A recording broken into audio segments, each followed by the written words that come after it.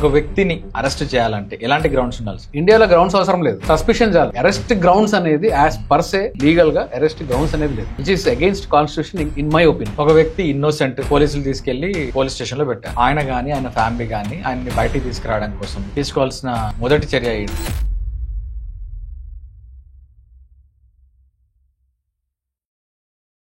ఒక వ్యక్తిని అరెస్ట్ చేయాలంటే ఎలాంటి గ్రౌండ్స్ ఉండాలి సార్? నేను చెప్పాను కదా, ఇండియాలో గ్రౌండ్స్ అవసరం లేదు, సస్పిషన్ చాలు. పోలీసు వాళ్ళు ఆ ఇన్వెస్టిగేషన్ ఆఫీసర్ నాకు అనుమానం ఉంది అని చెప్పేసి అరెస్ట్ చేసేయచ్చు. సో గ్రౌండ్స్ అనేది ఇండియాలో అరెస్ట్ గ్రౌండ్స్ అనేది యాజ్ పర్ సే లీగల్ గా అరెస్ట్ గ్రౌండ్స్ అనేది లేదు.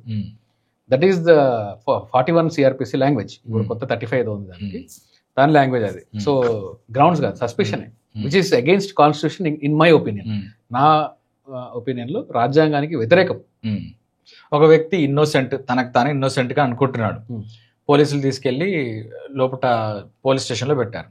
ఆయన గానీ ఆయన ఫ్యామిలీ గానీ ఆయన్ని బయటికి తీసుకురావడం కోసం లేదా ఆయన్ని రెస్క్యూ చేయడం కోసం తీసుకోవాల్సిన మొదటి చర్య ఏంటి? అంటే ఫస్ట్ ఏం చేయాలి?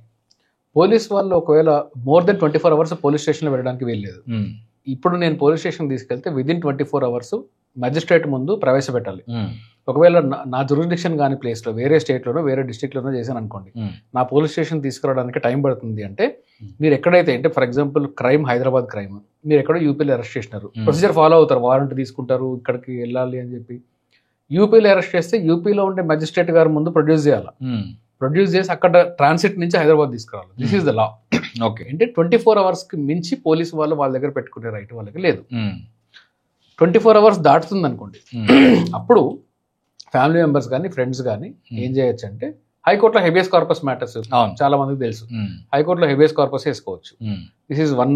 ఇది వాళ్ళు అప్పటికి అరెస్ట్ చేయకపోతే మీకుండే వెసులుబాటు ఓన్లీ ఇన్ ద హైకోర్టే రెమెడీ, హైయర్ అథారిటీస్ కి ఫార్మల్ గా కంప్లైంట్ ఇచ్చుకోవచ్చు, అంతే రెమెడీ. ఆ తర్వాత అరెస్ట్ చేసి రిమాండ్ పంపించారంటే రెగ్యులర్ బెయిల్ వేసుకోవాలి. ఓకే, లేదు అంటే పోలీస్ స్టేషన్లో ఉండగానే ఏదైనా మీకు అప్రహెన్షన్ ఉంది అంటే సేమ్ డే ఏదైనా యాంటిసిపేటరీ బెయిల్ వేసుకున్నా కానీ, బట్ ప్రొసీజరల్ 3-4 days పడుతుంది. ఈ లోపల అరెస్ట్ కూడా అయిపోతాడు, యాంటిసిపేటరీ ఇన్ఫెక్షన్స్ అయిపోతుంది. So there are no big remedies. Police స్టేషన్లో డిటైన్ అయిన వ్యక్తిని బయట తీసుకురావడానికి హెబియస్ ఒకటే మీకుండే ఎఫెక్టివ్ రెమెడీ.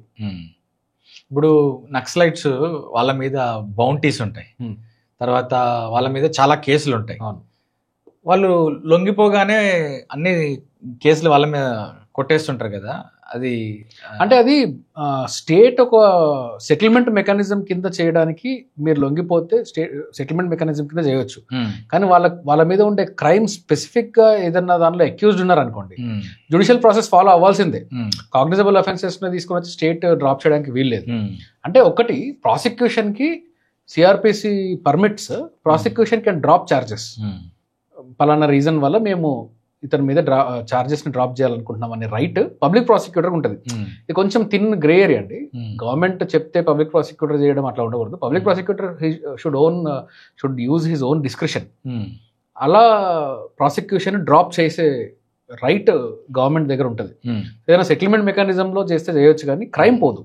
ఓకే, క్రైమ్ కి ట్రయల్ జరగాల్సిందే, వాళ్ళకి శిక్ష పడాల్సిందే. ఓకే, ఈ లోన్స్ ఇచ్చే కంపెనీలు అంటే ఎక్కువ అన్ఆర్గనైజ్డ్ సెక్టర్ లో కాల్ మనీ అని చెప్పేసి, మైక్రో ఫైనాన్స్ కంపెనీస్, ఇట్లాంటి కంపెనీస్, లోన్ యాప్స్ కూడా ఉన్నాయి. లోన్ యాప్స్ ఉంటాయి. ఆ లోన్ యాప్స్ నుంచి విపరీతమైనటువంటి టార్చర్లు తట్టుకోలేక చాలా మంది ఆత్మహత్యలు చేసుకుంటారు. అండ్ మోర్ ఓవర్ ఈ ఫోన్లలో చేసుకునే వాళ్ళు సిమ్ చేసి పక్కన పడేసి నన్ను ఎవడు పట్టుకోడు అనే దగ్గర ఉంటారు వాళ్ళు.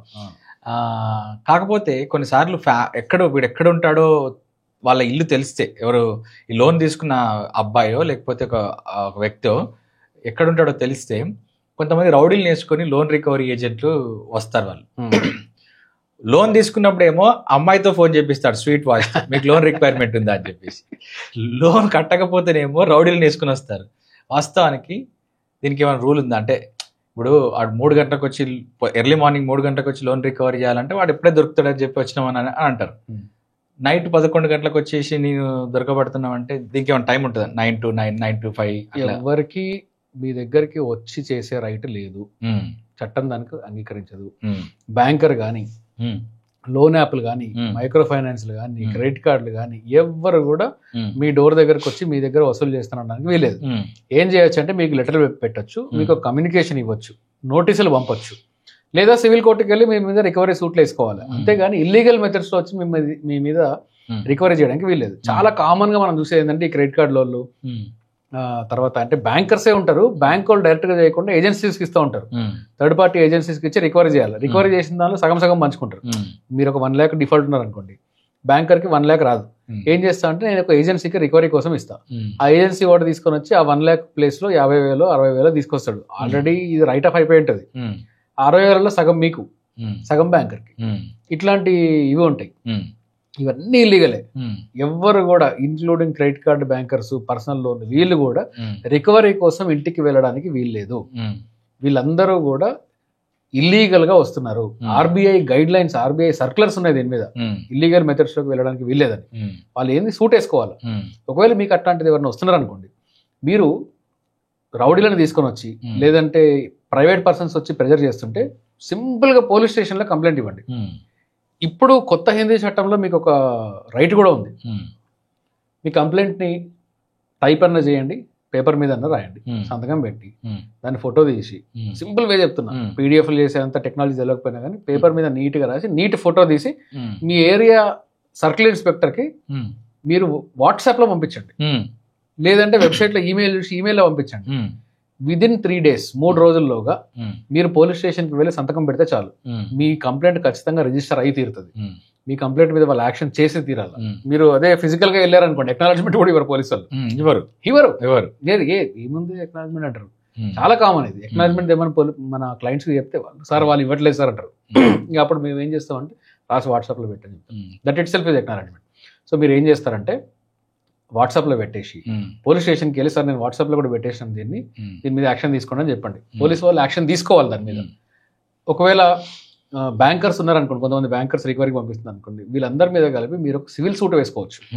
సివిల్ సూట్ వేసుకొని ఈ బ్యాంకర్స్ అందరు లిస్ట్ పెట్టి వీళ్ళందరూ కూడా నన్ను ఇల్లీగల్ గా నా దగ్గరికి రావడానికి వీల్లేదని చెప్పి వాళ్ళ మీద ఇంజంక్షన్ సూట్ వేసుకోవచ్చు. అప్పుడు బ్యాంకర్స్ మీ దగ్గరికి రారు. వాళ్ళు మీ మీద సివిల్ కేసులు వేస్తారు, సివిల్ కేసు తీసుకోవాలి. మీరు అడిగారు కాబట్టి ఒక రియల్ టైం కేసు ఒకటి చెప్తాను మీకు. ఒక ప్రైవేట్ మొబైల్ యాప్, ఈ మొబైల్ యాప్లో లోన్ ఇచ్చే యాప్ ఇది. ఈ లోన్ ఇచ్చే యాప్ డౌన్లోడ్ చేసేటప్పుడు కింద మీకు terms and services, terms of agreement allow చేస్తున్నా అని చెప్పేసి ఉంటుంది. అవన్నీ మీరు యాక్సెప్ట్ చేస్తే కానీ యాప్ డౌన్లోడ్ అవ్వదు మీకు, అంటే యాప్ మీద మీరు ప్రొసీడ్ అవ్వలేరు. ఇందులో ఏముంటుందంటే app can read your contacts, app can read your camera, app can read your gallery, ఇవన్నీ ఉంటుంది. ఎందుకని మీరు చూడండి, అప్లోడ్ యువర్ ఫోటో అంటాడు. అప్లోడ్ యువర్ ఫోటో అన్నప్పుడు మీకు ఒక పాపప్ వస్తుంది, permission granted to view gallery అని. మీరు ఆ గ్యాలరీ వ్యూ చేసి అప్లోడ్ చేశారు అనుకోండి, మీ గ్యాలరీ చూడడం మొత్తానికి యాప్ వాడికి పర్మిషన్ ఉంటుంది. App can read. మీరు కాంటాక్ట్ నెంబర్ ఎక్కించాలి, కాంటాక్ట్ నెంబరు పాన్ నెంబర్ ఏదో పెడతారు, అప్పుడు మళ్ళీ ఇంకొక పాప వస్తుంది, okay granted permission to read my contacts అని. ఈ యాప్ ఏం చేస్తుంది అంటే మీ ఫోన్ మొత్తంలో కాంటాక్ట్స్ని, ఇమేజెస్ని, వాట్సాప్ ఇమేజెస్ని ఇవన్నిటిని రీడ్ చేసేస్తుంది. Permission to send WhatsApp message అని ఉంటుంది, మీరు ఓకే అంటారు, మీకు వాట్సాప్ వస్తే మీ వాట్సాప్ మొత్తం వాడి దగ్గర పోతుంది. It's real case. అవును, వాళ్ళు ఏం చేశారంటే ఒక ప్రైవేట్ యాప్ వాళ్ళు ఏం చేశారంటే ఒక ఉమెన్ తీసుకున్నది ఈ లోన్, ఈ ఉమెన్ ఫోటోని గ్యాలరీ నుంచి తీసి ఈ అమ్మాయి I'm available for 5,000 rupees per night అని చెప్పి రాసి మొత్తం ఆమె ఉండే కాంటాక్ట్స్ అందరికి పంపించినారు. ఈ అమ్మాయిని సోషల్ మీడియా ఫేస్బుక్ యాక్సెస్ కూడా తీసుకొని ఆ ఫేస్బుక్ లో కూడా పెట్టేసినారు. ఈ అమ్మాయి పాస్వర్డ్ ఈ అమ్మాయి దగ్గర కూడా లేదు. మొత్తం ఇదంతా చేసింది ఎవరు అంటే ఈ యాప్ వాళ్ళు. కంప్లైంట్ ఇచ్చి మొత్తానికి ఏదో చేసినాం దానిలో. కానీ బట్ ఈ ఈ ప్రైవేట్ లోన్ యాప్స్ని యూజ్ చేయడం వల్ల, లోన్ యాప్ని యూజ్ చేసుకొని మీరు లోన్లు తీసుకోవడం వల్ల మీకు జరిగే థ్రెట్ ఇది. దానికి బెటర్ ఏంటంటే ఈ లోన్ యాప్లలో పోకపోవడం బెటర్. ఏపీలో ఐ థింక్ ఈ లోన్ యాప్స్ మీద ఒక సర్క్యులర్ కూడా రిలీజ్ చేసినారు, ఈ లోన్ యాప్స్ అన్ని తీసుకోకూడదు అని చెప్పేసి. లాస్ట్ గవర్నమెంట్లో రిలీజ్ చేసినట్టున్నారు. It's a threat. లీగల్గా ఎవరికి కూడా లీగల్గా పర్మిషన్ లేదు, అన్ని ఇల్లీగల్ మెథడ్సే. Illegal methods are always challengeable, either police or civil court. Okay, so ఇప్పుడు అగ్రిమెంట్ చేసుకుంటారు కదా సార్. ఇప్పుడు ఫర్ ఎగ్జాంపుల్ మీ దగ్గర నేను ల్యాండ్ కొంటున్నా, ₹1 కోటి ల్యాండ్ కొంటున్నా, 50 లక్షలు ఇచ్చి అగ్రిమెంట్ చేసుకున్నా. అగ్రిమెంట్ పేపర్ అంటారు కదా, మనము ఒక ప్రామిసరీ నోట్ మీద రాసుకుంటాం. సో మనం లాయర్ దగ్గరికి ఏమి వెళ్ళము. ఆ ప్రామిసరీ నోటే తీసుకెళ్ళి 50 రూపాయలు 100 రూపాయలు ఎంతో తీసుకెళ్ళి ఆ డినామినేషన్లో మనం రాసుకొని అగ్రిమెంట్ దీనికి లీగల్ వ్యాలిడిటీ అంటే ఒకవేళ మీరు ఒక మ్యాలిషియస్ ఇంటెంట్ ఉండి మీరు ఒకవేళ మోసం చేయాలని అనుకోండి, ఒకవేళ నేను ఒక ఇన్నోసెంట్, ఇప్పుడు నేను కోర్టుకి వెళ్తే చెల్తుందా?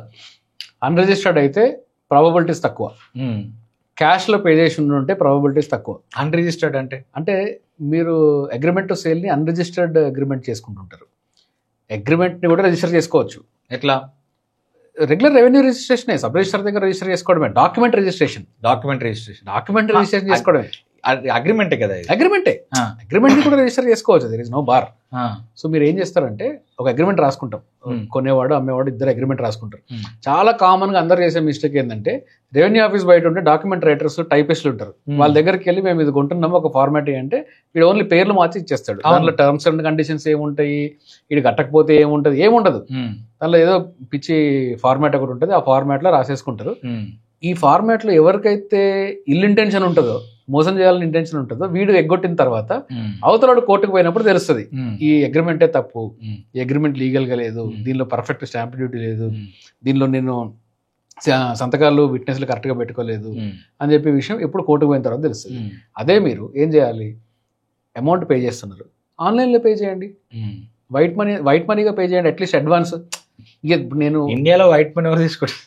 నేనేమంటున్నా, ఇప్పుడు నేను చెప్పినంత మాత్రం అందరూ వైట్ మనీలో ఎవరు తీసుకోరు. బ్లాక్ మనీ ఉందనే మాట వాస్తవం. అండర్ వాల్యూ చేసే ప్రాపర్టీస్ కొంటారు, ప్రాపర్ మార్కెట్ వాల్యూకి ప్రాపర్టీస్ రిజిస్టర్ చేసే వాళ్ళు లేరు. యాక్చువల్ గా వాడు 10 కోట్లకు కొంటే 2 కోట్లకు 3 కోట్లకు వాల్యుయేషన్ రిజిస్టర్ చేస్తాడు. నా సింపుల్ సజెషన్ ఏంటంటే, మీరు main sale agreement transfer of property జరుగుతుంది కదా, అది బ్లాక్ లో చేసుకోండి. చేసుకొని నేను ఎంకరేజ్ చేయట్లేదు, మీకు మరీ అంత దేశాన్ని నాశనం చేయాలనుకుంటే అవి బ్లాక్ లో చేసుకోండి. కానీ మీరు ఇనిషియల్ అగ్రిమెంట్ ఉంటుంది కదా, అది వైట్ లో చేసుకోండి. ఎంతో కొంత వైట్ ఇస్తారు కదా, అదేదో ఇనిషియల్ అగ్రిమెంట్ని వైట్ లో చేసుకోండి. ఆన్లైన్ ట్రాన్స్ఫర్ చేయండి, చెక్కులు ఇవ్వండి, ఆ తర్వాత అగ్రిమెంట్ని డాక్యుమెంట్ రిజిస్టర్ చేసుకోండి. ఎవరు వద్దన్నారు? ఇవన్నీ చేసుకోకుండా లాస్ట్ వీడిని మోసం చేసిండు అని చెప్పేసి వస్తే అసలు ఫస్ట్ ఆఫ్ ఆల్ నువ్వే తప్పు. అందుకనే కాంట్రాక్ట్ యాక్ట్ లో బయర్ బీవేర్ అని ఒక జూరిస్ప్రుడెన్స్ ఉంది. ఓకే, అంటే కొనుక్కునేవాడు వాడికి అన్నీ తెలుసుకొని కొనుక్కుంటున్నాడు అనే ఒక ప్రిజంప్షన్ ఉంటుంది, ఏం తెలియకుండా చేస్తున్నాను కాదు.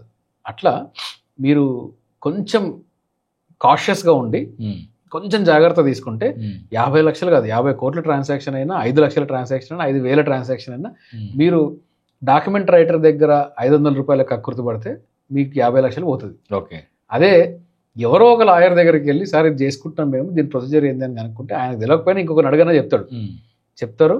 మీకు 5,000 రూపాయలు ఆ లాయర్కి ఇవ్వడం వల్ల మీకు పోయే నష్టమే లేదు 50 లక్షల ట్రాన్సాక్షన్లో. That is my advice. సరే, మల్టీనేషనల్ కంపెనీస్లలో ఒక వ్యక్తి జాబ్లో జాయిన్ అవుతున్నప్పుడు వాళ్ళతో బాండ్స్ బాండ్ రాయిస్తుంటారు. వెనకటి రోజులలో బాండెడ్ లేబర్ లెక్క ఈ బాండ్ కూడా బాండెడ్ లేబర్ లాంటిది. అంటే ఇప్పుడు ఫర్ ఎగ్జాంపుల్ ఓ మల్టీనేషనల్ కంపెనీ ఉన్నది, ఆ మల్టీనేషనల్ కంపెనీలో నేను జాయిన్ అయిన రోజు నుండి ఖచ్చితంగా 4 సంవత్సరాలు పనిచేయాలని చెప్పి బాండ్ రాయిస్తారు వాళ్ళు. ఎందుకంటే వాళ్ళు ఇండక్షన్ ఇస్తారు, వాళ్ళు ట్రైనింగ్ ఇస్తారు, అవన్నీ చేస్తారు కాబట్టి 4 సంవత్సరాలు సర్వీస్ వాడు. ఈ బాండ్ బ్రేక్ చేయటము, ఈ బాండ్ బ్రేక్ చేసిపోతే వాళ్ళు మళ్ళీ ఈ శాలరీ వెనక్కి తీసుకోవటము ఇవ్వటము, ఇవన్నీ నిజమేనా? ఇవి ఉంటాయా? అంటే కొంతవరకు నిజమే, కొంతవరకు నిజం. ఎట్లాగంటే కంపెనీ ఎప్పుడైతే మీకు స్పెషల్ స్కిల్స్ని ఇస్తుందో, ఒక ఫ్రెషర్ ఉన్నాడు లేదంటే ఎక్స్పీరియన్స్ పర్సన్ ఎవరైనా కానీ ఒక కంపెనీ వాళ్ళు హైర్ చేసుకున్నప్పుడు వాళ్ళకి వాళ్ళ డొమైన్లో స్పెషల్ ట్రైనింగ్ ఇచ్చి, స్పెషల్ స్కిల్స్ ఇచ్చి వీళ్ళ మీద ఇన్వెస్ట్మెంట్ చూపించాలి. అంటే ఇప్పుడు థర్డ్ పార్టీ కోచింగ్ ఇప్పించడమో, లేకుంటే వీళ్ళే ఒక కోచ్ని పెట్టి వీళ్ళకి ట్రైనింగ్ ఇప్పించడమో, ఇట్లాంటివి చేసి స్కిల్ డెవలప్మెంట్ చేసిన తర్వాత ఆ స్కిల్ని నేను వాడుకోవాలి కదా, ఉత్తగానే ఎవరికి నేను స్కిల్ నేర్పించాను కదా, ఆ స్కిల్ని నేను వాడుకోవడానికి మాత్రమే నేను 1 year or 2 years బాండ్ రాయించుకోగలుగుతా. ఆ బాండ్లో కూడా కండిషన్స్ ఇద్దరికి సమానంగా ఉండాలి. నేను టర్మినేట్ చేస్తే ఏంది, నువ్వు టర్మినేట్ చేస్తే ఏంది. ఓన్లీ యూనిలేటర్గా ఒకరి వైపు బర్డెన్ అంటే కుదరదు, అగ్రిమెంట్ కుదరదు. కాబట్టి కొంతవరకు స్కిల్ డెవలప్మెంట్ చేసినంత వరకు మాత్రం వాడుకునేది పర్మిసబులే. కానీ స్కిల్ డెవలప్మెంట్ ఏది లేని దగ్గర కూడా నీకు నేను ఆపర్చునిటీ ఇస్తున్నా కాబట్టి 2 సంవత్సరాలు బాండ్ రాయాలనేది ఇల్లీగల్. ఆ బాండ్ అనేది చెల్లదు. ఎవరు కూడా బాండెడ్ లేబర్ అనేది బాండెడ్ లేబర్ లాంటిదే, అది చెల్లదు. స్పెసిఫిక్ స్కిల్ చూపించాలి, స్పెసిఫిక్ ఇన్వెస్ట్మెంట్ చూపించాలి కంపెనీకి. వదిలిపోతే నేను ఇంత నీకు మీద ఇన్వెస్ట్ చేసిన కాబట్టి నువ్వు నాకు పే బ్యాక్ చేయకుండా పోతున్నావు అని ఎస్టాబ్లిష్ చేయలేకపోతే ఆ బాండ్ చెల్లవు. ఇంకోటి డాక్యుమెంట్లు తీసుకుంటుంటారు, నీ ఒరిజినల్ డాక్యుమెంట్స్ పెట్టాలా జాబ్ ఇవ్వాలంటే అని చెప్పి డాక్యుమెంట్స్ వీళ్ళ దగ్గర పెట్టుకొని నేను రిలీవింగ్ ఇవ్వనని చెప్పేసి బెదిరిస్తుంటారు. అది ముమ్మటికి తప్పు. ఈవెన్ కాలేజ్ వాళ్ళు కూడా డాక్యుమెంట్ వెరిఫై చేసుకొని ఒరిజినల్ డాక్యుమెంట్ మీకు రిటర్న్ ఇవ్వాల్సిందే. ఓకే, అంతేగాని మీ ఒరిజినల్ డాక్యుమెంట్స్ పెట్టుకునే రైట్ ఎవరికి లేదు. ఓకే. ఇప్పుడు సార్ ఒక కామన్ మ్యాన్ తన న్యాయం కోసము కోర్టులను ఆశ్రయించాలనుకున్నప్పుడు మనం సాధారణంగా చూస్తున్న న్యూస్ ఏంటంటే కాస్ట్లీ అడ్వకేట్స్ అని చెప్పి, తర్వాత ప్రీమియం అడ్వకేట్స్ అని చెప్పేసి కోర్టులలో తీసుకుంటారు. ఇప్పుడు రామ్ జెట్మల్ అని తీసుకున్నాం, ఆయన జగన్ కేసులు వాదించడానికి గంటకే కోర్టులలో తీసుకుంటాడు అని చెప్పి ఒక న్యూస్ నడుస్తుంది. అట్లా 100 కోట్ల రూపాయలు తీసుకునే లాయర్లు ఉన్నారు, పర్సంటేజ్లు తీసుకునే లాయర్లు ఉన్నారు. ఒక కామన్ మ్యాన్ న్యాయ వ్యవస్థను ఆశ్రయించడానికి ఎంత ఖర్చు అవుతుంది? కామన్ మ్యాన్ న్యాయ వ్యవస్థని ఆశ్రయించే రోజులు లేవు. ఓన్లీ ప్రివిలేజ్డ్ మ్యాన్ మాత్రమే న్యాయ వ్యవస్థ దాకా వచ్చి అతని రైట్స్ కోసం ఫైట్ చేసే పరిస్థితులు మనకు దాపురించినాయి. కాబట్టి మీరు అన్నది వాస్తవమే. ఫ్యాన్సీ లాయర్స్ అని చెప్పుకునే వాళ్ళు చాలా ఎక్కువ డబ్బులు తీసుకుంటూ ఉంటారు. ఒక్కొక్క కేసులో పర్సంటేజ్లు తీసుకుంటారని చెప్పేసి మీరు అన్నారు కదా, అది చాలా కామన్ ప్రాక్టీస్ అది. కానీ ఇండియన్ లాలో అది పర్మిసిబుల్ కాదు, లీగల్ కాదు. ఇప్పుడు యుఎస్ లో మీరు ఒక సివిల్ కేసు చేశారంటే ప్రాపర్ గా పర్సంటేజ్ రాసుకోవచ్చు. నాకు ఇంత పర్సంటేజ్ నేను తీసుకుంటా అని చెప్పేసి రాసుకోవచ్చు, లాయర్ రాసుకోవచ్చు, ఆ ప్రాపర్టీలో ఇది రాసుకోవచ్చు. ఇండియాలో పర్మిసిబుల్ కాదు. అంటే ప్రాపర్టీని నేను ఈ ఒక ₹1,00,00,000 ప్రాపర్టీ ఉంది, అందులో 20% షేర్ నేను రాసుకుంటాను, మిగతాది నీకు ఇస్తాను కేసు గెలిచిన తర్వాత అని రాసే అగ్రిమెంట్ కూడా చెల్లదు. అది మనకు పర్మిసిబుల్ కాదు. కానీ రాసుకుంటారు, చాలా మంది లాయర్స్ రాస్తూ ఉంటారు, విక్టిమ్స్ పాపం వీళ్ళు కూడా తెలియకుండా చేస్తూ ఉంటారు. ఆ పర్సంటేజ్ బిజినెస్ కరెక్ట్ కాదు. కాకపోతే ఎట్లాగంటే కేసు వర్త్ని డిసైడ్ చేసి కేసు ఫీజుని డిసైడ్ చేసుకునే రైట్ ఒక లాయర్కి ఉంటుంది. అతని టైంకి అతను రెమ్యునరేషన్ ఎంత కావాలి అనే రైట్ లాయర్ కెన్ డిసైడ్, అందులో తప్పేం లేదు. పర్సంటేజ్ బిజినెస్ అనేది కరెక్ట్ కాదు. ఓకే, కాస్ట్లీ అఫైర్ లా అనేది అది వాస్తవం, అది వీ హ్యావ్ టు అక్నాలెడ్జ్. చాలా మంది పాపము కామన్ మ్యాన్ లాయర్స్ని ఎఫోర్డ్ చేయలేక నేను లాయర్ దగ్గర ఎక్కువ డబ్బులు పెట్టేస్తానేమో, నా డబ్బులంతా లాయర్కి అయిపోతాయేమో నా కేసు కన్నా అనే అప్రహెన్షన్తో కోర్టు దాకా రాకుండా ఆగిపోయే వాళ్ళు వేల సంఖ్యలో ఉంటారు. సార్ ఇప్పుడు ఒక అబ్బాయి అంటే వాళ్ళు ఫ్యాన్సీ లాయర్ని పెట్టుకోవాలి అనుకునే ఒపీనియన్ కూడా ఎందుకు వస్తుంది అంటే, చాలా కామన్గా కోర్టులలో మీరు వింటూ ఉంటారు, పలానా లాయర్ని పెడితే ఆయనకు ఫేస్ వాల్యూ ఎక్కువ ఉంది కాబట్టి మనకు ఫేవరబుల్ ఆర్డర్ వస్తుంది, ఈ లాయర్ని పెడితే ఆ జడ్జి గారితో ఈయనకు మంచి సంబంధాలు ఉన్నాయి కాబట్టి వస్తుంది. లాయర్స్ కూడా ఎట్లా ఉంటారు అంటే, నాకు అది వాళ్ళని జాలిపడాలని నవ్వాలి అర్థం కాదు. నేను అపేర్ అయితే ఆ జడ్జి నాకు ఆర్డర్ ఇచ్చేస్తాడు అని చెప్పి వీళ్ళే చెప్పుకుంటారు. అంటే నీకు స్కిల్స్ లేవా, నీకు లా ఆర్గ్యుమెంట్ చేత కాదా, కేవలం నీకు జడ్జి తెలుసు కాబట్టి నీకు ఆర్డర్ వస్తాయని చెప్పి దానిలో ఏం ఆనందం ఉంది అసలు? నేను ఆర్గ్యూ చేస్తే నాకు కేసు వస్తుంది అని చెప్పుకోవడం వేరు, నేను ఆ జడ్జి గారు నాకు ఆర్డర్ ఇస్తారని చెప్పుకోవడం వేరు.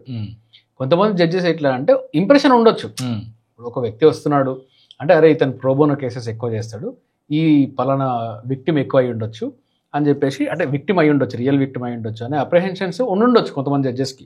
అది దానిలో తప్పలేదు, కానీ వీళ్ళు కూడా చెప్పుకుంటూ ఉంటారు ఇదో ఫేస్ వాల్యూ అనే ఒక ఫేక్ వాల్యూని క్రియేట్ చేసి పెట్టుకుంటారు అందరు కలిసి. ఫేస్ వాల్యూ లేదు, ఏం లేదు. జడ్జెస్ అందరినీ సమానంగా చూడాలి.